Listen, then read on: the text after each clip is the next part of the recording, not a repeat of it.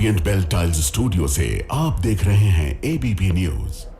नमस्कार, मैं हूं संदीप चौधरी। आज सीधा सवाल में हम बात करेंगे वोट चोरी की। जी हां, वोट चोरी की एक बार फिर मैं चर्चा करने वाला हूं। क्यों? क्योंकि एक के बाद एक सियासी बम फोड़े जा रहे हैं और राहुल गांधी के बाद अब बारी है, भारतीय राजनीति के चाणक्य भी कहा जाता है इन्हें, शरद पवार की। शरद पवार ने दावा किया है कि महाराष्ट्र चुनाव से, विधानसभा चुनाव से ठीक पहले दो लोग उनके पास आए और बोले कि जी हम आपको 160 सीटें जितवा देंगे महाराष्ट्र विधानसभा में। 288 की विधानसभा है तो मतलब 145 बहुमत का आंकड़ा, आपको हम 160 सीटें जितवा देंगे। पर शरद पवार ने कहा नहीं नहीं नहीं, मुझे चुनाव आयोग पर पूरा भरोसा है, उसकी निष्पक्षता, उसकी पारदर्शिता पर वो इन दो लोगों को राहुल गांधी से मिलवाने ले गए और राहुल गांधी ने भी कहा कि नहीं नहीं, ये कोई तरीका नहीं है, ये लोकतंत्र थोड़े ही है, हम लोकतंत्र का मजाक नहीं बनने देंगे, हमें नहीं चाहिए इस तरह की जीत। और उन्हें वापस कर दिया गया, लौटा दिया गया उन लोगों को। पर अब सवाल ये है कि यकायक अब क्यों याद आ रहा है शरद पवार को? ये पहले क्यों नहीं बताया? और एक सियासी बम तो राहुल गांधी ने फोड़ा ही था। कर्नाटक में बेंगलुरु सेंट्रल महादेवपुरा में एक विधानसभा में क्या गड़बड़ झाला हुआ, जो वो आरोप लगा रहे हैं 1,250 वोट फर्जी हैं, राहुल गांधी जो कह रहे हैं। तो उस वक्त राहुल गांधी ने इस वाकये का, इस घटना का जिक्र क्यों नहीं किया? और खबर मेरे पास यह भी आ रही है, मेरे एक सहयोगी अच्छे खासे खोजी पत्रकार हैं, उन्होंने बताया कि यह खेल तो मध्य प्रदेश चुनाव में भी करने की कोशिश की गई। मध्य प्रदेश में कांग्रेस के एक वरिष्ठ नेता, उनके पास कोई आया कि हम जितवा देंगे चुनाव, उस आदमी को राहुल गांधी से मिलवाया गया जो मुझे बताया, और वहां से भी बहरंग वापस भेज दिया गया कि इस तरह के छिचोरी घिनौनी हरकतें हम नहीं करते, हम लोकतंत्र का मजाक, इसे एक खेल नहीं बनने देंगे। लेकिन ये जो आरोप लग रहे हैं, इससे लोकतंत्र का तेल भी निकल रहा है क्या? क्योंकि सवाल उठ रहे हैं गंभीर हमारे लोकतंत्र पर ही। वोटों की चोरी हो जाए और वोटों की चोरी रोकने का काम किसका है?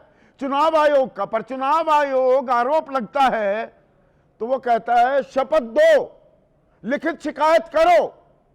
इसमें मैंने कल कार्यक्रम भी किया, पर थोड़ा मैंने खंगाला, थोड़ी रिसर्च की, तो क्या पाया? एक वो कानून जो बताया जा रहा है, जिसका हवाला दिया चुनाव आयोग ने 20(3)B कि जी आपको शपथ पत्र तो देना होगा, हस्ताक्षर करने होंगे और लिखित शिकायत देनी होगी। अब सामने आता है कि दरअसल जब मतदाता सूची बन रही होती है, उसकी समीक्षा हो रही होती है, तो एक ड्राफ्ट इलेक्टोरल रोल बनता है। उसके 30 दिन के भीतर अगर कोई आप आपत्ति दर्ज करा रहे हैं तो शपथ पत्र पर हस्ताक्षर करके लिखित में शिकायत देंगे। यहां पर तो वो है ही नहीं। यह बिहार में लागू हो सकता है, चुनाव तो हो चुके हैं, यह चुनाव से पहले का कानून है। तो गलत कानून का हवाला देकर हरियाणा, महाराष्ट्र, कर्नाटक और उत्तर प्रदेश के मुख्य निर्वाचन अधिकारी नोटिस देते क्यों घूम रहे हैं? राहुल गांधी को किस बात की पर्दादारी है? आज थोड़े ये पर्दे हटाने की मैं कोशिश करने वाला हूं।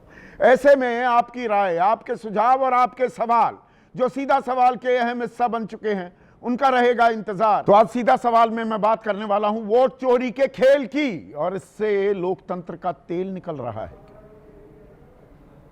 थोड़ी हल्की भाषा का मैं इस्तेमाल कर रहा हूं, शब्दों का। आज हमने जब ये सवाल भी बनाया तो मैं अपने सहयोगियों के साथ इस पर चर्चा भी की, तो सबने कहा कि नहीं, ये थोड़ा हल्का शब्द है। पर दरअसल ये शब्द मैं जानबूझकर इस्तेमाल करने पर अड़ा रहा, क्योंकि लोकतंत्र, उसका वजूद, उसका अस्तित्व, उसकी आत्मा ही झकझोरी जा रही हो, उस पर सवालिया निशान लगातार खड़े किए जा रहे हो और जवाब मिलकर ना दें, या कोई जवाब देता ना दिखे, लोकतंत्र के लिए इससे बुरा क्या हो सकता है? कुछ दिन पहले राहुल गांधी ने सवाल उठाए, 1,250,000 वोटों की चोरी का खुलासा, तथाकथित खुलासा उन्होंने किया, कोई जवाब नहीं मिला है। राजनीतिक आरोप प्रत्यारोप, राहुल गांधी वो तो अराजक थे, अब राहुल उर्फ विध्वंसक हो गए हैं, डिसरप्टर हो गए हैं, डिसरप्टर बन गए हैं, लोकतंत्र को बदनाम कर रहे हैं, देश का अपमान कर रहे हैं। सवालों का यह जवाब मिलता है।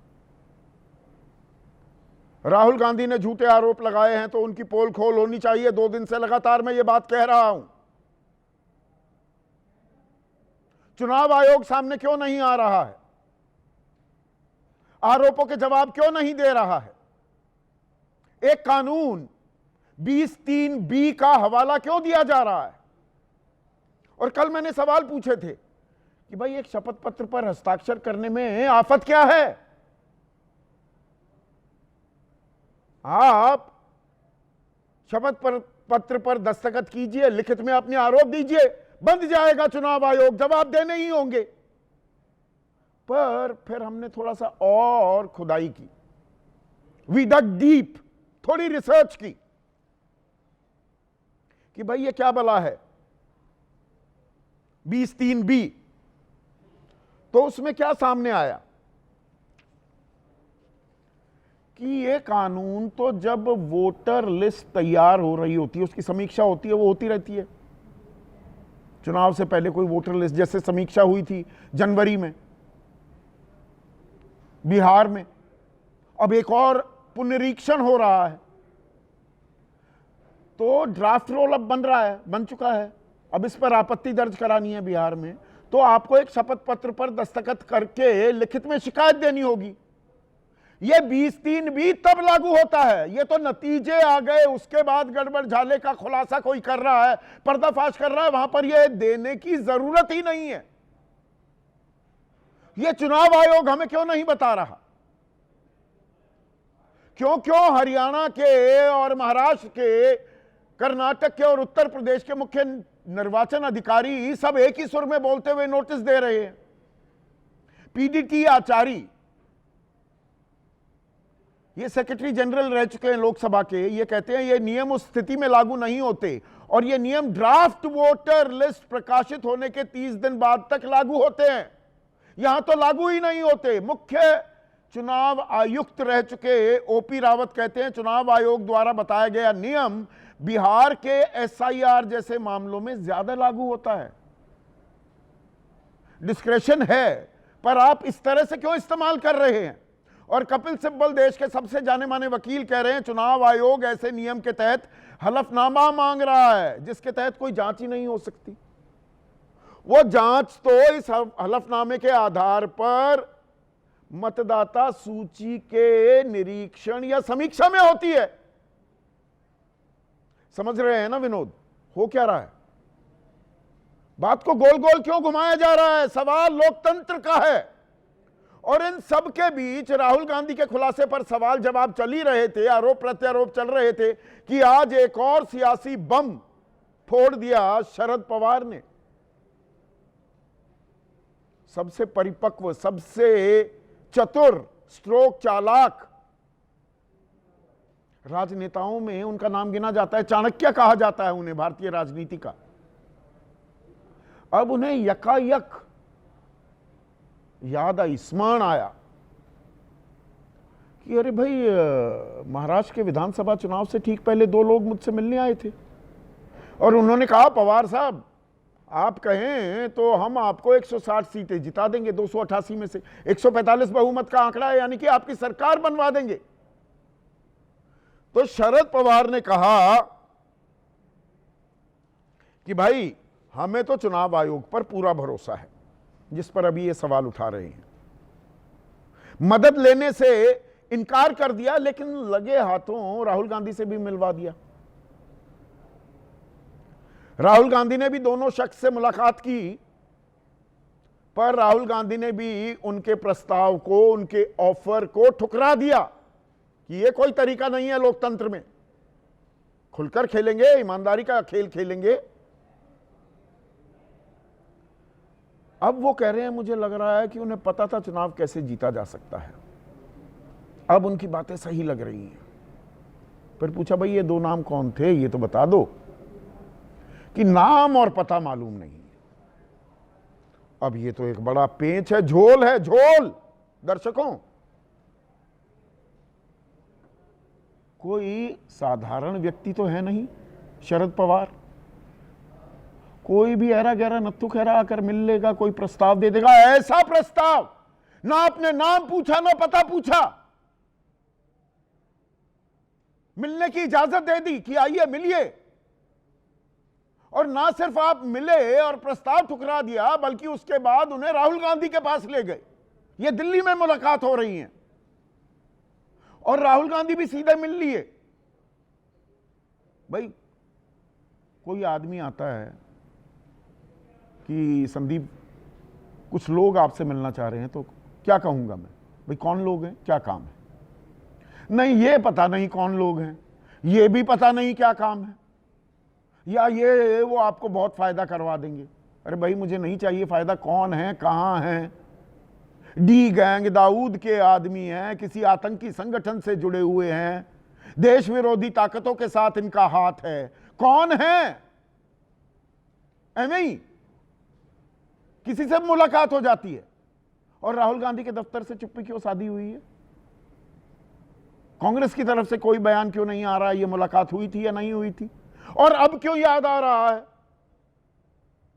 तत्काल ये बीजेपी ठीक आरोप लगा रही है, सवाल पूछ रही है कि उसी वक्त पुलिस को क्यों नहीं सूचित किया, इनको गिरफ्तार क्यों नहीं करवा दिया गया, इसके बारे में कोई बड़ी प्रेस कॉन्फ्रेंस उसी वक्त क्यों नहीं की गई, क्या कार्रवाई की, चुप्पी क्यों साध गए?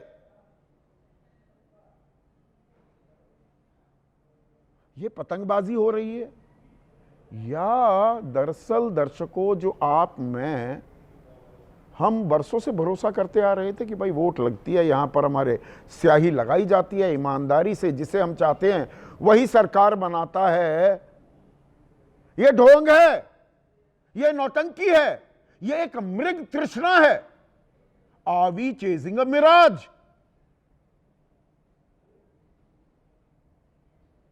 ये अहम सवाल है और इसीलिए आज का सीधा सवाल, वोट चोरी का खेल, लोकतंत्र का निकल रहा तेल। हल्की भाषा है, फिर से कहूंगा, पर जरूरी है।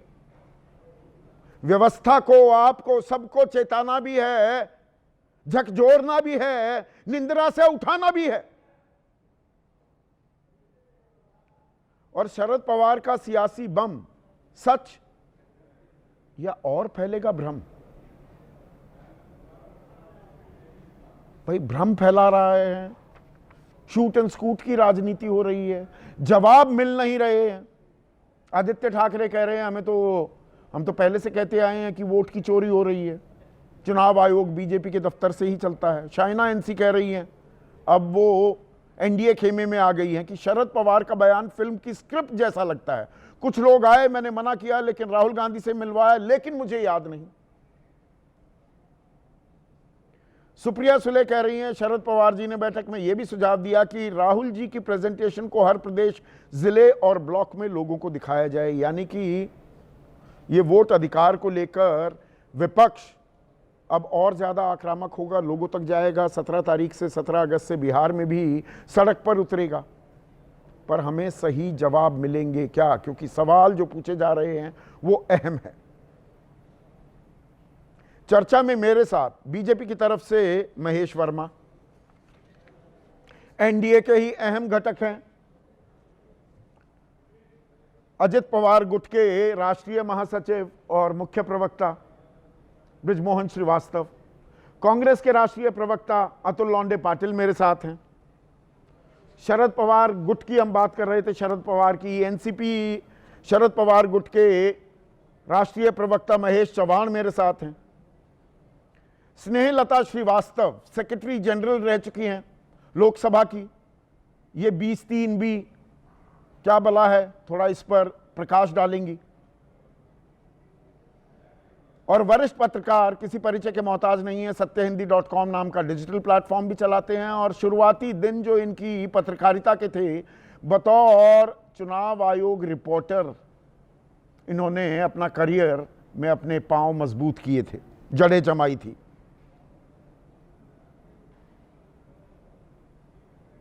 अब महेश चौहान,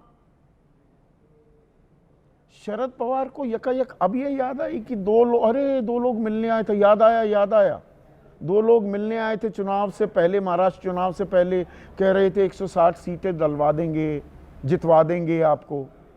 और अब जो कुछ हो रहा है वो सब कुछ तार मिलते दिखाई दे रहे हैं। ये अभी याद आया क्यों?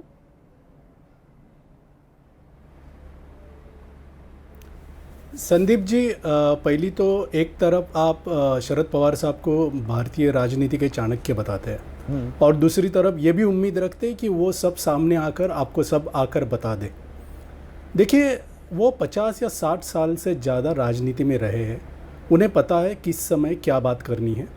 उनकी बात पर अगर मीडिया को डाउट्स है तो इसके आगे बहुत सारे पत्रकार परिषद होंगी।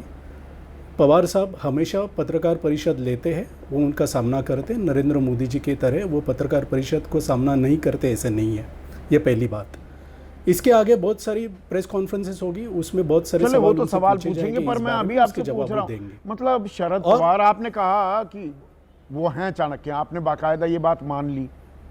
उन्हें चाणक्य हैं, इतने बड़े दिग्गज हैं, इतने परिपक्व नेता हैं, और कोई भी आके मिल लेता है, उनका नाम नहीं पता होता। इस तरह की बेहुदी बात कोई करे, लोकतंत्र को मजाक बनाकर छोड़ने वाली बात हो, 160 सीटें जितवा देंगे, उनका नाम नहीं पता नहीं पता, ये संभव है? देखिए, आपने शायद उनकी प्रेस कॉन्फ्रेंस आज सुनी है, आप उनके सेंटेंस को ट्विस्ट कर रहे हैं, ऐसे मुझे लग रहा है। उन्होंने ये नहीं कहा कि मुझे पता नहीं है और मुझे पता नहीं था, उन्होंने ये कहा है कि अब मेरे पास वो 2 नाम और पता उनका नहीं है, ऐसा अब नहीं कहा है। अच्छा, उन्हें पता है उन्हें क्या कहना है, कब कहना है, कैसे कहना है। संदीप जी, इतना सस्पेंस क्यों बना रहे हैं? मेरे ख्याल से कोई जासूसी उपन्यास थोड़ा पढ़ाया जा रहा है, देश के लोकतंत्र का तेल निकाला जा रहा है, यहाँ पर ऐसे ऐसे सवाल उठ रहे हैं, तो और ज्यादा इसके अंदर सस्पेंस बनाने के बजाय सीधे सीधे साफ गोई से बात करनी चाहिए ना शरद पवार जी को। देखिए, उनके कहने का मतलब संदीप जी ये है कि उन्हें पहले चुनाव आयोग पर बिल्कुल संदेह नहीं था, लेकिन जब ये 2 लोग मिलकर गए तभी उन्हें लगा कि इसमें कुछ दम नहीं है, इसके लिए उन्हें शायद इग्नोर किया होगा। लेकिन जब उसके बाद इतना अभ्यास करने के बाद राहुल गांधी जी ने वोट चोरी के बारे में जो भी प्रेस कॉन्फ्रेंस ली और जो भी बयान दिए हैं, वो प्रेस कॉन्फ्रेंस में खुद शरद पवार जी प्रेजेंट थे।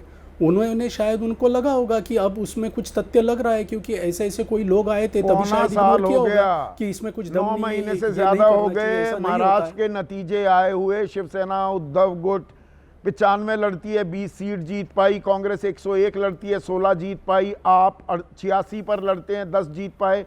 कुल मिलाकर महाविकास आघाड़ी 49 सीटें जीत पाती है 288 में से। उसके फौरन बाद क्यों नहीं किया ये खुलासा? ये बताया क्यों नहीं कि गड़बड़ झाला किया गया है, हमारे पास लोग आए थे? इसका मतलब ये निकलता है ना, आप आरोप ये भी लगा रहे हैं, इसका मतलब वो 2 लोग उधर चले गए, महायुति में चले गए और उनको जितवा दिया। संदीप जी, जो मतलब निकालना है आप निकाल सकते हो, आप पत्रकार हो, आप वरिष्ठ पत्रकार हो, जितने भी मतलब आपको निकालने आप निकाल सकते हो, आपको कोई रोक नहीं सकता। लेकिन इसका मतलब ये नहीं है कि शरद पवार साहब ने आपको जो लगता है वो करना चाहिए था। शरद पवार साहब राजनीति में 50-60 साल से ज़्यादा है, उन्हें पता है कब क्या करना है, देश के खिलाफ, हमारे लोकतांत्रिक ढांचे के खिलाफ इतना बड़ा षड्यंत्र या साजिश कोई रच रहा हो, देखिए कानून की निगाह में फिर तो वो भी अपराध में हिस्सेदार बन जाते हैं। इतना कानून मुझे आता है कि कोई आपको आकर बता रहा है तो पुलिस में रपट लिखाई, चुनाव आयोग को बताया, सार्वजनिक की ये बात, वरना आप भी संलिप्त हो गए एक तरह से। आप खामोश कैसे हो जाएंगे? कोई आकर मुझे कहे कि मैं संसद में बम प्लांट करने वाला हूं, मैं अगर, एक मिनट सुनिए ना, अगर मैं पुलिस थाने में जाके इसकी रिपोर्ट नहीं करूंगा तो मैं भी भागीदार हूं उस क्राइम में। मैं चुप क्यों रहा? अगर देश के खिलाफ साजिश हो रही है तो। संदीप जी, अगर ये उन्होंने उस टाइम उनकी सुनी होती और उनका सहयोग दिया होता या ये सब कुछ किया होता तो बात अलग थी। ऐसे बोलने वाले बहुत सारे लोग आकर मिलते, ऐसे भी उन्होंने प्रेस कॉन्फ्रेंस में कहा है। उन्होंने उस बात को बिल्कुल इंपॉर्टेंस नहीं दिया क्योंकि उन्हें उसमें कुछ तथ्य नहीं नज़र आया उस टाइम पे। लेकिन उनका कहना है कि आज वो बात इसके लिए कह रहे हैं क्योंकि राहुल गांधी जी के साथ रहने के बाद उन्होंने जो अभ्यासपूर्वक उनके बयान दिए हैं चुनाव के खिलाफ, उसके खिलाफ सब जानने के बाद उनको लगा कि वो लोग जो कह रहे थे क्या शायद उसमें से सत्यता मतलब थी। आप ये कह रहे हैं दूसरी बात राहुल मैं यहाँ गांधी पर का कहना खुलासा एक चाहूँगा झटके कि की अगर कुछ झटका सा आरोप करने साबित के हुआ बाद कि अरे ये तो सच निकली जो बात हो रही थी, अभी आंखें खुली। चाणक्य हैं, आपने भी माना मैंने भी माना, वो इतने अनभिज्ञ तो नहीं हो सकते ग्राउंड रियलिटी से। सुनिए संदीप जी, अगर आप उनको चाणक्य कहते हैं और उनके ऊपर उनके चाणक्य नीति को आप अगर उनके चाणक्य नीति पे विश्वास नहीं रखते तो फिर उनको चाणक्य कहने में मतलब ही नहीं बनता, तो आप मत कहिए उन्हें चाणक्य। दूसरी बात यह है कि यहाँ पर आरोप राहुल गांधी जी ने चुनाव आयोग पर किए हैं। मुझे एक आपको बताना है, चुनाव आयोग पर जब भी आरोप होते हैं तभी बीजेपी या देवेंद्र फडणवीस या बीजेपी का कोई भी नेता आगे आके उस चुनाव आयोग की तरफ से बात करने लगता है। और आज तो देवेंद्र फडणवीस जी ने इसे सलीम जावेद की कहानी कहा। सलीम जावेद की कहानी तो छोड़ दीजिए, मुझे बचपन में कुछ कहानियाँ हम लोग सुनते थे, वो कहानियाँ याद आ रही है। मैं आपको एक कहानी यहाँ पर बता देता हूँ, इससे रिलेवेंट है। बचपन में ऐसे एक कहानी सुनते थे कि एक राक्षस होता है, उसकी जान तोते में होती है, तोते की गर्दन मरोड़ दो तो राक्षस चिल्लाने लगता था। वैसे ही अब कुछ हमें लग रहा है कि जब चुनाव आयोग की बारे में कुछ बात करो तो बीजेपी चिल्लाने लगता है, देवेंद्र फडणवीस जी आके उसका क्लैरिफिकेशन देने लगते। क्यों भाई, ऑटोनॉमस संस्था है, स्वायत्त है चुनाव आयोग, क्यों बीजेपी को आगे आकर बताना पड़ता है? ये फेयर बात है। एक सेकंड महेश वर्मा से पूछ लेता हूं। एक मिनट महेश भाई। महेश वर्मा, चुनाव आयोग से सवाल पूछे जा रहे हैं, बीजेपी वकालत कर रही है, क्यों? आप क्यों वकील बने हुए हैं? देखिए संदीप भाई, आपने जो ये कहा कि लोकतंत्र के जो ये तेल निकालने में लगे हुए हैं और जो अपनी राजनीति को जिंदा रखने के लिए ऐसे राजनीतिक हथकंडे अपना रहे हैं, और वो भी शरद पवार जी जैसे लोग जिनको देश ने कई पद्म विभूषण दिया, और आपने स्पष्ट रूप से जो सवाल पूछा उससे किस प्रकार के उसके प्रतिनिधि ने किस प्रकार से कन्नी काटी, ये कहीं आपके दर्शकों को लग रहा होगा आज कि भाई ये कितना बड़ा साजिश देश में जो है चलाई जा रही है। अच्छा, उनको राहुल नाम गांधी पते याद नहीं तो ये बड़ी साजिश है। चुनाव आयोग गलत क्या कहा? एक मिनट महेश भाई, आपने क्या एक मिनट पूछा? सुनिए ना। अगर कोई बम की धमकी आती है, कोई मैं ऐसी सीधे चीज सवाल आती है, पूछता हूं, मैं किसी का पीछा नहीं छोड़ता, वो मैंने पूछ लिया उनसे। पर मुझे ये बताइए, चुनाव आयोग क्या से बनता है सवाल है, उनकी ड्यूटी? एक सुनिए ना प्लीज थोड़ा सा धैर्य रखना। आजकल आप थोड़ा संयम खो देते हैं। चुनाव आयोग से सवाल पूछे जा रहे हैं, बीजेपी जवाब दे रही है। चुनाव आयोग गलत कानून को कोट कर देता है 20(3)(b। अरे भाई, वो तो जब वोटर लिस्ट की समीक्षा होती है, ड्राफ्ट बनता है, उसके बाद ये प्रक्रिया होती है। यहां तो ये है ही नहीं, यहां तो नतीजे आ गए, उसके बाद पर्दाफाश हो रहा है। गलत कानून कोट कर रहा है चुनाव आयोग। ये हीला हवाली क्यों हो रही है? बिल्कुल, आपकी बात को मैंने मान लिया। ओपी रावत साहब ने जो बात कही SIR के लिए बिहार में जो हो रहा है, जिसको लेकर पूरा संसद नहीं चलने दिया गया, मतलब जिस प्रकार से अवाल बवाल और सवाल खड़ा किए गए पूरा देश ने देखा, तो आप कहीं ना कहीं ओपी रावत जी तो ये कह रहे हैं ना कि जो SIR के तहत जो वहां चुनाव आयोग कह रहा है, जो सुप्रीम कोर्ट कह रहा है, कुछ हद तक ठीक है। लेकिन अब आ जाइए आज का जो आपका मुद्दा है, उसके ऊपर ठहरते हैं, उसके ऊपर बात करते हैं, और उस सच्चाई को नहीं चल रहे, हम यहीं रुके हुए हैं।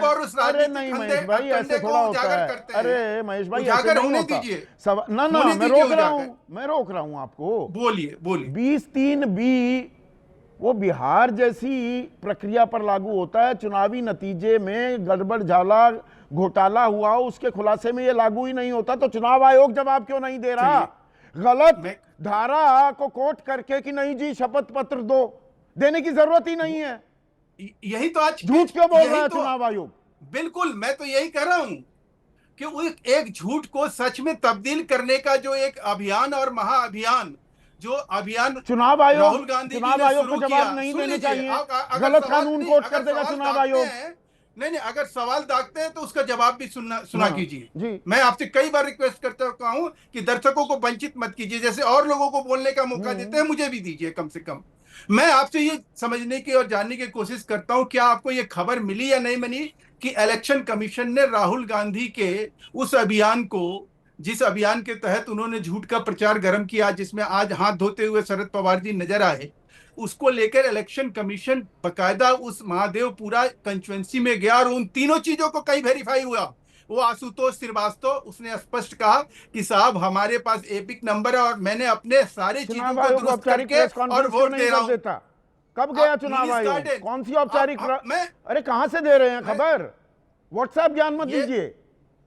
अरे आधिकारिक भैया, ये बयान WhatsApp बताइए, ज्ञान नहीं है। आधिकारिक बयान ये बताइए। पढ़ लीजिए। कहाँ अगर ये पढ़ लूं? लीजिए, अगर ये झूठा कहाँ साबित हुआ, कहाँ पढ़ लूं? तो कौन मैं सा आपके आधिकारिक चैनल बयान पे है? आके माफी मांगूंगा। मैं नहीं अरे तो आप अगर जो पहले लोग भी कर झूठ चुके बोल हैं रहे ये। उनसे कहिए मैं कि पहले राजनीति चुनौती से दे संन्यास चुका हूं लें। आपको। आधिकारिक बयान कहाँ है? कौन सी प्रेस कॉन्फ्रेंस की चुनाव आयोग ने? अरे भाई, मैं आपको बता रहा हूं, आप सुनना नहीं हाँ, पसंद करेंगे ना। सुनाइए, पूरा सुनाइए ना, बताइए। मैं आपको बता रहा हूं, मैं आपको बता रहा हूं सर। ऐसा ऐसा क्या है, बीएलओ ने उस पते पर रजिस्टर्ड वोटर के नाम से चेक किया। जिस वक्त इलेक्शन कमीशन की टीम पहुंची, उसी वक्त हमारे संवाददाता, एक चैनल के संवाददाता भी वहां मौके पर पहुंचे। राहुल गांधी ने आरोप लगाया था कि बेंगलुरु के मुनी रेड्डी गार्डन हाउस नंबर 35 के पते पर 80 चुनाव आयोग के 80 किस वोटर अधिकारी का रजिस्टर्ड बयान है। है ये? सुन चुनाव लीजिए, आयोग के पूरी किस बात अधिकारी सुनिए। का बयान है? अब सुन लीजिए, उसका मालिक जो है, उसका मालिक क्या, उसके अरे मालिक का किस बयान अधिकारी है। का बयान स्टेटमेंट है? रिकॉर्ड हुआ मुझे पत्रकारिता मत सिखाओ स्टेटमेंट रिकॉर्ड महेश हुआ। वर्मा। किस अधिकारी का क्या? बयान है? किस अधिकारी का बयान? अधिकारी- कहाँ है ये? सोर्स क्या है आपका? कहाँ से पढ़ रहे अरे हैं आप? भाई, मेरा सोर्स जो आप जैसे लोग, मीडिया का ही सोर्स है। ये मीडिया की खबर, ये पर्ची इंडिया पकड़ाने टीवी का पे जो है। काम है ना, आप ये छोड़िए। इंडिया टीवी मीडिया पे की है, बात एक मुझे ना न्यूज़ चैनल पे सिखाइए। है। ये पर्चियां जो हैं? थमाई जाती है ना, ये पुड़िया, खबर के नाम की पुड़िया, अरे, ये पुड़िया के हिसाब से नहीं, नहीं चलता ये है सीधा authentic सवाल। है। एबीपी ये न्यूज authentic पुड़िया के है। आधार ये पर नहीं चलता। इलेक्शन कमीशन उस कौन सी जगह पे बाकायदा गया है। प्रेस कॉन्फ्रेंस की? क्यों नहीं करता चुनाव अरे आयोग भाई, press conference? Sir, press conference की मैं बात बिल्कुल नहीं कर रहा हूं। आप गलत, तो आप पुड़िया गलत पकड़ा रहे हैं आप। गलत- पुड़िया से थोड़ा चलता है। अभी अभी थोड़ा सा ज्ञान नहीं, थोड़ा सा और जो दुरुस्त बात कीजिए। मनोज झा मेरे साथ जुड़ गए हैं, वरिष्ठ नेता हैं आरजेडी के और राज्यसभा सांसद भी हैं। मनोज भाई, ये टाइमिंग थोड़ा सा, राजनीति में टाइमिंग इज ऑफ असेंस बहुत महत्वपूर्ण होती है। ये सियासी बम फूट रहे हैं, ये अभी फूट रहे हैं। अब सियासी बम में ये ऐसा फिल्मी थोड़ी पटकथा नहीं आ गई कि जी दो लोग मिले थे, 160 सीटें जितवाने वाले थे, राहुल गांधी से मिले, हमने मना कर दिया, अब याद आ गया। देखिए, असल में क्या होता है ना संदीप जी, हम आप जैसे लोग भी, मेन टेक्स्ट क्या था? मेन टेक्स्ट था कि राहुल जी ने पॉइंट बाय पॉइंट, और मैं समझता हूं कि उनकी one of the best press conference में मानूंगा, जिसमें दस्तावेज बनाम दस्तावेज दर दस्तावेज उन्होंने एक एक चीज को दोनों ही भाषाओं में समझाया। आरोप था कि मैनिपुलेशन इस स्केल पर हो रहा है। और मैं आपको बताऊं, शरद पवार जी की जिस बयान को लेकर के मैं सुन भी रहा था आपके शो में, और उसके पूरे दिन भी, आजकल मैं समझता हूं बीते 10 वर्षों में इलेक्शन मैनेजर्स की एक बाढ़ भी आई है। मुझे भी सैकड़ा फोन आते हैं, लोग मिलना चाहते हैं, मैं हाथ जोड़ लेता हूं, जो कहते हैं कि ये आपके से आपका ये काम हो जाएगा, वो काम हो जाएगा। और अभी भी हम थोड़े पुराने ख्यालात के लोग हैं, और हमारा मानना है कि नहीं, अगर आप ऐसा खुलासा करते हैं मनोज भाई, देखिए आपने कहा कि मैं मना कर देता हूं, पर आप किसी से मिले तो उसका नाम पता तो होगा। नहीं, आप राहुल गांधी से भी मिलवा रहे हैं, ऐसे ही अरे गहरे नत्थु खैरे को तो मिलवा नहीं दिया जाता। नहीं, थोड़े थोक बजाकर ही मुलाकात होती है। संदीप जी, आपकी भूमिका थोड़ी अलग है। आप पत्रकार हैं, मैं आपको बताऊं, प्रतिदिन 20 कॉल आते हैं मुझको। कल ही शाम में मैं 3 लोगों से मिला, हाथ जोड़ लिया, मैंने कहा मेरी पार्टी को छवि प्रबंधन, मतदाता प्रबंधन में किसी की आवश्यकता नहीं है। कई दफा लोग मिल भी लेते हैं, लेकिन आप उसकी टाइमिंग सवाल नहीं है। महत्वपूर्ण यह है कि राहुल जी ने सवाल क्या पूछा? नहीं, नाम नहीं राहुल जी बताएंगे तो भ्रम बड़ा- फैलाने का आरोप तो लगेगा ना आप पर। नहीं, मतलब आप देश मैं की बता रहा हूं। लोकतांत्रिक व्यवस्था पर बड़ा सवाल उठा रहे हैं। राहुल संदीप गांधी जी, कोई छोटी शख्सियत नहीं है, और ना ही शरद पवार। संदीप जी सवाल उठा नहीं रहे हैं, सवाल उठ गए हैं, और सवाल इतने विशाल हो गए हैं कि इलेक्शन कमीशन से नहीं संभल रहा है, तो इलेक्शन कमीशन बीजेपी को आगे कर रहा है। ये सवाल मैं आपको बता रहा हूं, मैं तो बिहार को प्रतिदिन डील कर रहा हूं, बिहार की हालत को, कोहराम को। मैं पिटिशनर हूं अपनी पार्टी के बिहाफ पे। वर्गीकृत डेटा नहीं दे रहे हैं आप, आपको सब पता है संदीप जी कि आपने ये जो डिलीशन की है, ये कैटेगरी वाइज दो, विथ ईपीआईसी नंबर दो। अगर सुल्तानगंज में एक संदीप को मुझको ढूंढना है कि उनका नाम है या नहीं है, मैं कैसे ढूंढूंगा? मेरे पास ईपीआई नंबर नहीं है। नहीं, आपने आपके पास एक फर्जी नंबर मामले था कर ना, दिए। एक नंबर था तेजस्वी यादव के पास, उसे फर्जी बता रहा है चुनाव आयोग। अब तेजस्वी मैं यादव ने बता अभी रहा हूं। अभी हमने ब्रेकिंग न्यूज चलाई थी कार्यक्रम से पहले मुझे- कि नोटिस का जवाब हमने भेज दिया। क्या जवाब दिया है आपने? नहीं, जवाब तो बहुत बढ़िया दिया है, हम इंतजार करेंगे और फिर आपके पास यही बता आएंगे दीजिए ना, चुनाव एक और आयोग। ब्रेकिंग न्यूज चलाऊंगा ना नहीं। मैं, मनोज भाई। मैं आपको बता रहा हूं, चुनाव आयोग को जवाब देने दीजिए आप। चुनाव आयोग आजकल सूत्रों के हवाले से काम करता है। हम चाहते हैं, जैसा मैं आपको सुन रहा था, कि चुनाव आयोग प्रेस कॉन्फ्रेंस करे, और मैं इस मामले में थोड़ी गंभीरता भी इसलिए भी रखना चाहता हूं। मेरे तो प्रदेश चुनाव में आयोग कोहराम का ये मचा हुआ- दावा कि RAB 61021491 कुछ ऐसा नंबर था कि ये फर्जी है, ये कोरी मन गढ़ंत कहानी है, ये आरोप ही गलत है, आप ये कह रहे हैं। इसका जवाब दे संदीप दिया है जी, आपने? नहीं संदीप जी, इसका जवाब दिया जा चुका है, और आज की डेट में हजारों लोगों के नाम सामने आए हैं जिनको 2 वोटर आईडी कार्ड इशू हुए हैं। तेजस्वी जी के द्वारा कैंसिलेशन के एप्लीकेशन के बावजूद इनके पास कोई प्रणालीगत व्यवस्था नहीं है कि खारिज करने का, उसको डिसमेंटल करने का, डिस्ट्रॉय करने का। मैं समझता हूं कि महत्वपूर्ण सवाल पे रहा जाए संदीप जी। जी। अगर हम फुटनोट में चले जाएंगे तो मेन टेक्स्ट नहीं भूल जाएंगे। मेन टेक्स्ट क्या है? अराजकता है बिहार में। और मैं ज्यादा इसलिए नहीं कह रहा हूं कि अभी माननीय सर्वोच्च न्यायालय राहुल जी के प्रेस कॉन्फ्रेंस के बाद, उससे पूर्व जो 20 सवाल तेजस्वी जी ने पूछे थे, वो सब उन सवालों का जवाब हमें मिसलीडिंग करके भी नहीं मिला है चुनाव आयोग से। चुनाव आयोग का व्यवहार मैं समझता हूं उदाहरण है अहंकार और अज्ञानता के सम्मिश्रण का। अब वो अज्ञानता किसी के ज्ञान से आ रही है, ये तो चिंता चुनाव का आयोग विषय से है। आप मांग करते हैं कि औपचारिक प्रेस कॉन्फ्रेंस करे, वरना आप सड़क पर उतरने का तो फैसला ले लिया है। 17 तारीख से वोट नहीं, अधिकार सड़क पर- आंदोलन आप सड़क- शुरू करने वाले हैं। नहीं, सड़क पर तो परसों ही उतर रहे हैं हम लोग। मंडे को सारे सांसद वो तो उतरेंगे हम जा रहे हैं बाकायदा, चुनाव पर आयोग जो के- वोट अधिकार रैली आप निकालेंगे वो 17 से होगा। वो तो बिहार में होगा। हाँ, बिहार में। जो मैं अभी बता रहा हूं दिल्ली में, और दिल्ली में होगा, और हाथ जोड़ के कहेंगे कि भारत का चुनाव आयोग बांग्लादेश के चुनाव आयोग की तरह व्यवहार ना करे। अहंकार और अज्ञानता किसी के भी आदेश पर, यह डेंजरस कॉकटेल है। डेंजरस कॉकटेल है, आप ये कह रहे हैं। ब्रजमोहन श्रीवास्तव, चुनाव आयोग खामोश क्यों है, और गलत नियमों का गलत व्याख्यान करते हुए उनकी आड़ क्यों ले रहा है?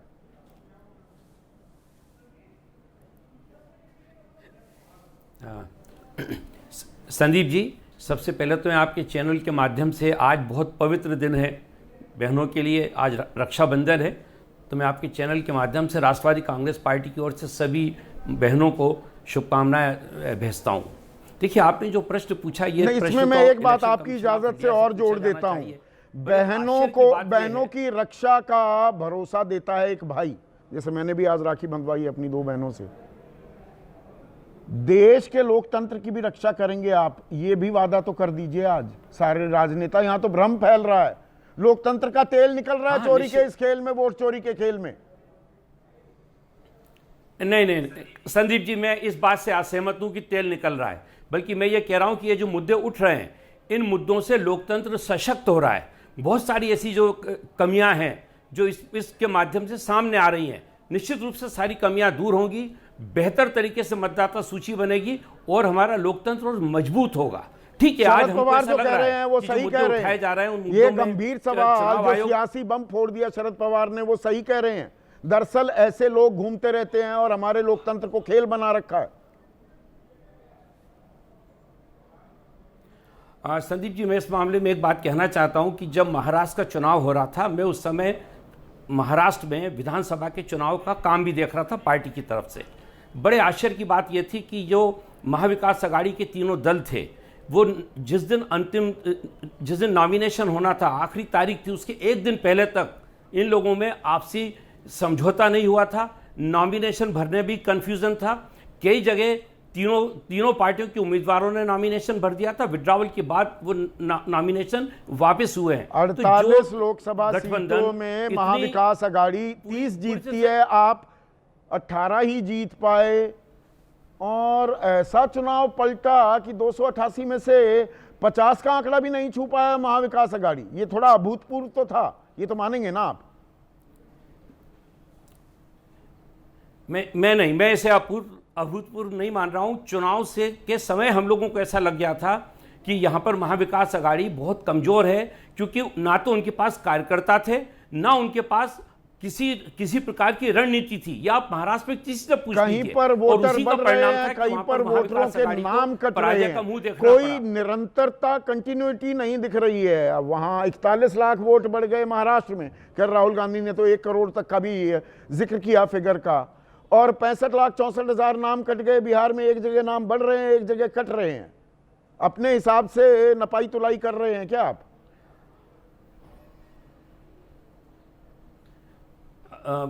संदीप जी, इसमें मैं आपसे एक और बात कहना चाहता हूं जी। जो हमारी पार्टियों के BLA होते हैं, ब्लॉक लेवल एजेंट्स, अगर वो सक्रिय हों, वो यदि लगातार वहां पे पोलिंग बूथ पे जिस पोलिंग बूथ आयोग को की क्या जरूरत है? BLA ही सब कुछ देख लेगा। चुनाव आयोग गलत नियम का हवाला देकर क्यों शपथ पत्र की मांग कर रहा है? सवालों के जवाब नहीं दे रहा। कोई पुड़िया, कोई पर्ची किसी चैनल वाले को थमा दी, उसको पढ़ के मैं आपसे एक बात कहना चाहता हूं, अगर आप मेरी बात को अन्यथा ना लें। बिल्कुल नहीं, जब मैं आपसे तीखे सवाल पूछ रहा हूं, मुझे तीखी बात कैसे? क्यों नहीं प्रेस के लोग जाकर चुनाव आयोग से बात कर रहे हैं? चुनाव आयोग थमा देते हैं ना। बात कर रहे हैं। चुनाव आयोग आजकल बहुत से पत्रकारों को पुड़िया प्रेम हो गया है कि पुड़िया बता दो, सूत्र बता रहे हैं, सूत्री बोल रहे हैं आजकल। चुनाव आयोग क्यों नहीं बोलता? मैं तो सीधा खुलकर पूछ रहा हूं। देखिए, आप अपने लोगों के लिए तो कुछ भी कह सकते हैं, मैं उस मुद्दे पे कुछ नहीं बोलूंगा। लेकिन मैं ये बात खासतौर से कहना चाहता हूं कि जो मीडिया है हमारा, वो जो राज्यों के जो निर्वाचन अधिकारी हैं, मुख्य निर्वाचन पदाधिकारी, जो जिलों के निर्वाचन अधिकारी, उनसे जाके बात करें ना।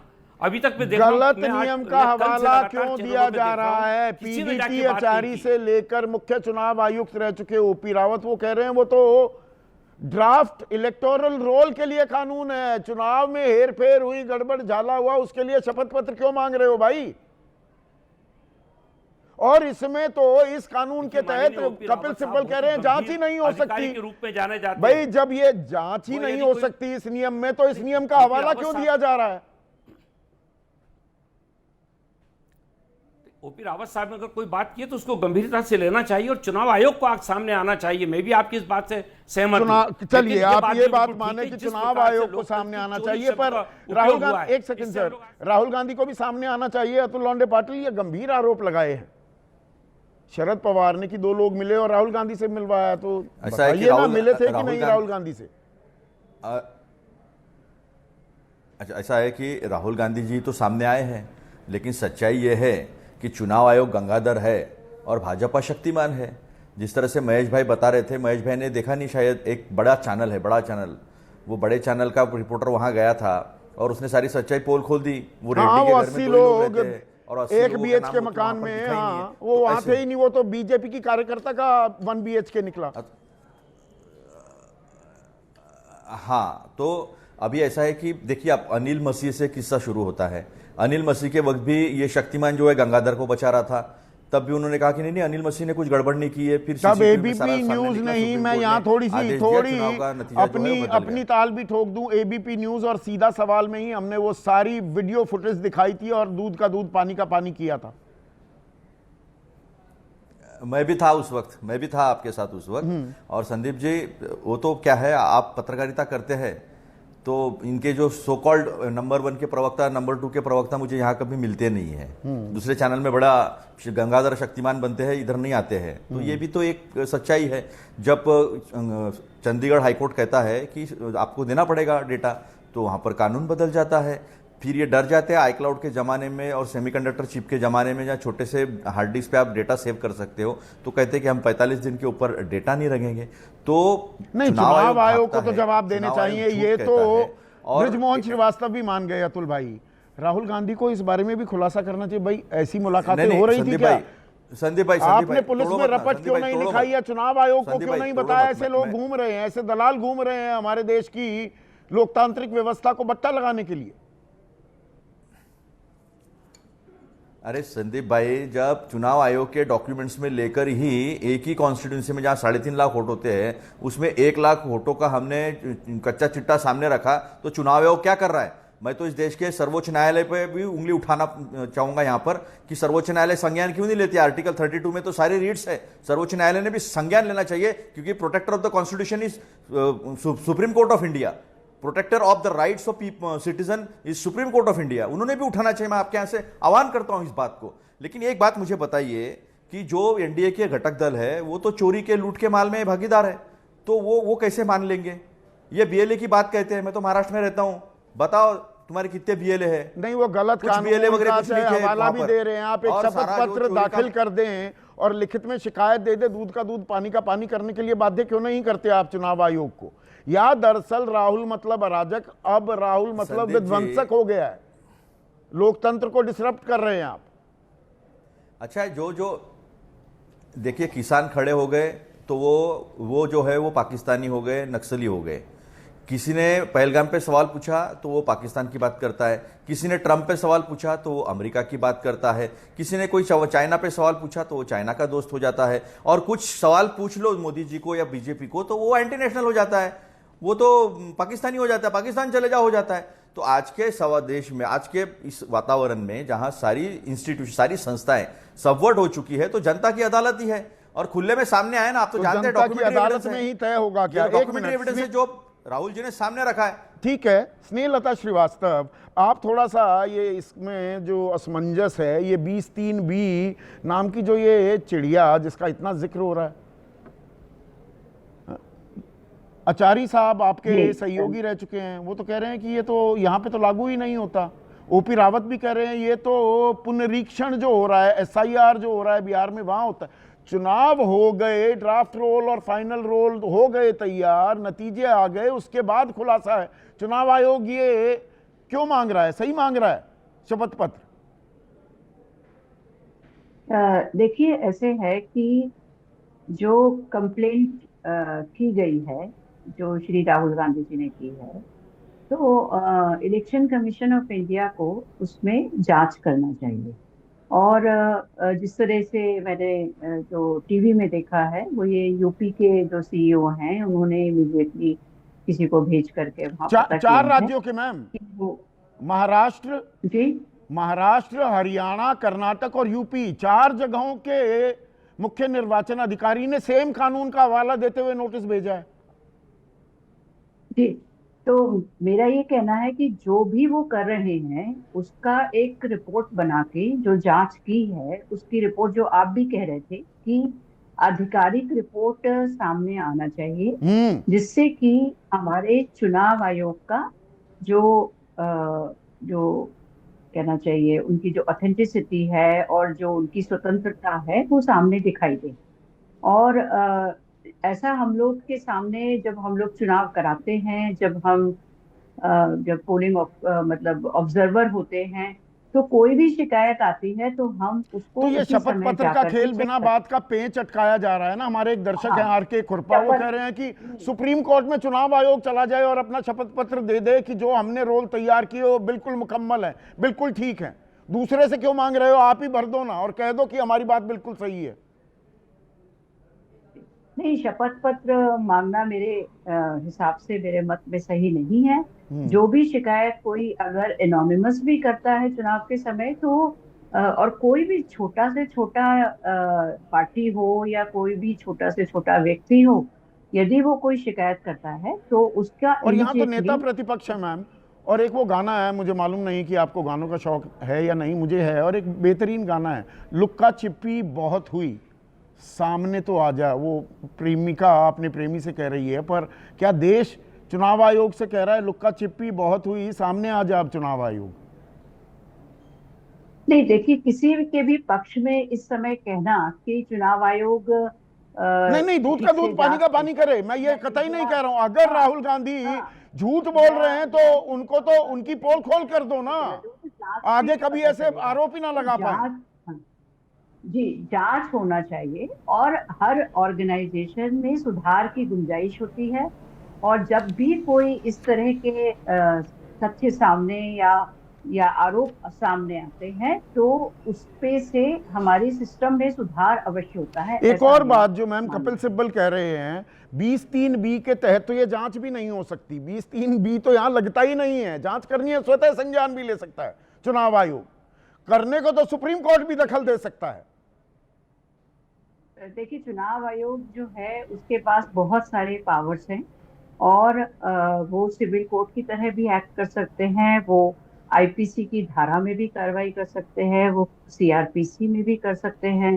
तो हम उन सब चीजों में नहीं जाएं कि उन्होंने जो कहा है। मेरा ये सिर्फ इतना मानना है कि अगर कोई भी शिकायत करता है तो उस शिकायत की यही तो चुनाव आयोग का इकबाल था, इसीलिए चुनाव आयोग का डंका बजता था। आशुतोष, आप लगातार ये बात भी, मैम सॉरी थोड़ा सा वक्त थोड़ा सा कम है, आशुतोष आप तो लगातार टीएन शेषन को भारत रत्न देने की भी पैरवी करते आए हैं। ये लुक्का छिपी क्यों हो रही है? देश हमारा लोकतंत्र को मजबूत करेंगे या लोकतंत्र का तेल निकालेंगे? नहीं संदीप, आपने बहुत अच्छे शब्द का इस्तेमाल किया। लोकतंत्र का तेल बहुत मजबूती के साथ निकाला जा रहा है। देखिए, दो चीजें, मैं तो इस बात को सुन के वाकई में जब ये हुआ था तो मुझे भी शायद इस बारे में जानकारी नहीं थी, जो अभी ओपी रावत जी का आपने हवाला दिया है या जिस तरीके से पीडी आचार्य साहब ने कहा है। इसका मतलब यह है कि जानबूझकर देश को गुमराह करने की कोशिश की गई है जी। तो ये जो चार जो वो थे, क्या कहते हैं, इलेक्टोरल ऑफिसर्स हैं महाराष्ट्र के, हरियाणा के और यूपी के, मुझे लगता है इनको बुला के बाकायदा पूछताछ करनी चाहिए और पूछना चाहिए आपने किसके इशारे पर यह किया है। क्योंकि मैं ये मानने को तैयार नहीं हूं कि ये सारे लोग जो हैं ये अनपढ़ लोग हैं, इनको कानून की जानकारी नहीं है और ये इस बात को नहीं समझते थे। अगर समझते थे तो इन्होंने इस तरीके से क्यों किया? क्या उन्होंने मुख्य चुनाव आयुक्त के इशारे पर यह काम किया है या मुख्य चुनाव आयुक्त से भी बड़े किसी आदमी के कहने पर उन्होंने यह काम किया है? क्योंकि ये लोग जानकार लोग होंगे और लोग देश को गुमराह करने की कोशिश कर रहे थे, तो बताने की कोशिश कर रहे थे कि राहुल गांधी देखिए हलफनामा भी नहीं दे रहे हैं, यानी ये झूठ बोल रहे हैं और ये इस तरीके से कर रहे हैं। पहली बात ये। दूसरी बात, जो ये लुका छुपी का खेल आपने कहा, शरद पवार का मामला, मुझे लगता है कि शरद पवार को खुलकर सामने आना चाहिए और बताना चाहिए कि ये दो लोग कौन थे। बिल्कुल, ये बात मैं कह रहा हूं और ये देश हित में है। क्योंकि अगर इस देश के अंदर लोग ऐसे घूम रहे हैं जो नेताओं से मिलते हो कहते हैं मैं आपको चुनाव जिता सकता हूं और जितवाने का दावा कर रहे हैं, इसका मतलब यह है कि पूरी की पूरी हमारी जो इलेक्टोरल प्रोसेस है ये गिरवी कुछ लोगों ने रख दी है। ये शैम है, फिर तो नौटंकी हो रही है, नाटक हो रहा है चुनाव के नाम पर हासिल कर। बिल्कुल नाटक हो रहा है। इसलिए शरद पवार ये कह के नहीं बच सकते हैं कि वो उनके नाम पते नहीं जानते हैं, और अगर शरद पवार उनके नाम पते नहीं मालूम है तो फिर यह और ज्यादा गंभीर बात है। तो ये भी इसका भी, और राहुल गांधी से कोई भी ऐसे ही जाकर कांग्रेस के वरिष्ठ नेता तो मिल नहीं पाते। एक मिनट आशुतोष, कांग्रेस महत्वपूर्ण सवाल क्या है? क्योंकि जिस संदर्भ में उन्होंने शरद पवार जी ने यह बात कही है, उसका मतलब यह है कि इस देश के अंदर चुनाव को मैनिपुलेट किया जाता है, बेईमानी से चुनाव को जीता जाता है और ऐसे लोग मार्केट के अंदर घूम रहे नाम तो पता होने चाहिए ना। देखिए बल पे या किसी और के आशुतोष, पार्टी को राहुल गांधी से कांग्रेस के, एक मिनट सुनिए, आवाज आ रही है आशुतोष आपको? भरभरा के गिर जाता है, भारत के लोकतंत्र पर जो अभी तक गर्व था हम लोगों को, उस पर सवाल खड़े होते हैं। इसलिए शरद पवार ये कह के नहीं बच सकते हैं कि मुझे उनके नाम पते नहीं मालूम है। Sharad Pawar should come out clean on this and they should get these peoples name. और इसमें राहुल गांधी भी जुड़ जाते हैं ना। फिर राहुल गांधी से कोई भी ऐसे ही मिल लेता है। अतुल लोंडे पाटिल आपके तो वरिष्ठ नेता, मिलने में कई बार महीनों इंतजार करना पड़ता है, तो नाम पता तो होंगे ना राहुल गांधी के ऑफिस को भी। ये कौन लोग हैं? नहीं देखिए, बिल्कुल आपकी बात बिल्कुल वाजिब है कि राहुल गांधी जी से बिना अपॉइंटमेंट कोई मिल नहीं सकता है, क्योंकि पूरे देश से लोग आते हैं तो सारा ऑर्गेनाइज काम होता है। लेकिन शरद पवार जी जैसे एक ज्येष्ठ नेता किसी को लेकर जाते हैं तो उनके लिए अपॉइंटमेंट ऑलवेज अवेलेबल है। एक फोन पर शरद पवार जी हो, सुप्रिया सुले जी हो, या कोई भी घटक दल के बड़े नेता हो, उनको अपॉइंटमेंट तो मिल पूछेंगे जाती ना। है। तो ये यहाँ जो है ये बात सही है। लेकिन मेरा एक सवाल है, सुनिए ना संदीप जी, मेरा एक सवाल है। जब धांधलियां चुनाव में हो रही है, गड़बड़ियां हो रही है चुनाव में, तो भाजपा ने भी चुनाव आयोग से सवाल पूछने चाहिए। भाजपा चुनाव आयोग से सवाल पूछने के बजाय चुनाव आयोग को बचाने का काम कर रहा है। इसका मतलब ये चोर मौसेरे भाई चुनाव लूट रहे, इस देश के जनता का जो अधिकार है आशुतोष जुड़ गए, वो लोकतंत्र को तेल निकाल रहे। वो तो ये तो आरोप प्रत्यारोप तो होते रहेंगे, लेकिन जो बड़ी तस्वीर सामने आ रही है, लोकतंत्र का मजाक नहीं बनना चाहिए। ये बम पर बम सुनने में अच्छा लगता है, हम भी इस्तेमाल करते हैं, सियासी बम फोड़ दिया। भाई हमारा लोकतंत्र मजबूत रहना चाहिए, दुरुस्त रहना चाहिए। उसकी एक जिम्मेदारी चुनाव आयोग की है, पारदर्शिता बनाए रखे, निष्पक्षता बनाए रखे। ये कानूनों की तकनीकी बाध्यताओं की ढाल ना बनाए। ये कोई सुरक्षा कवच नहीं है लोकतंत्र का। सामने आकर सारे सवालों के जवाब देने चाहिए। और शरद पवार या राहुल गांधी भी कोई मिल रहा है, साजिश कर रहा है, षड्यंत्र रच रहा है हमारी चुनावी प्रक्रिया के खिलाफ, तो उनके नाम तो बताने होंगे। ऐसा होगा क्या? मैं उम्मीद लगाए बैठा हूं। आज इतना ही।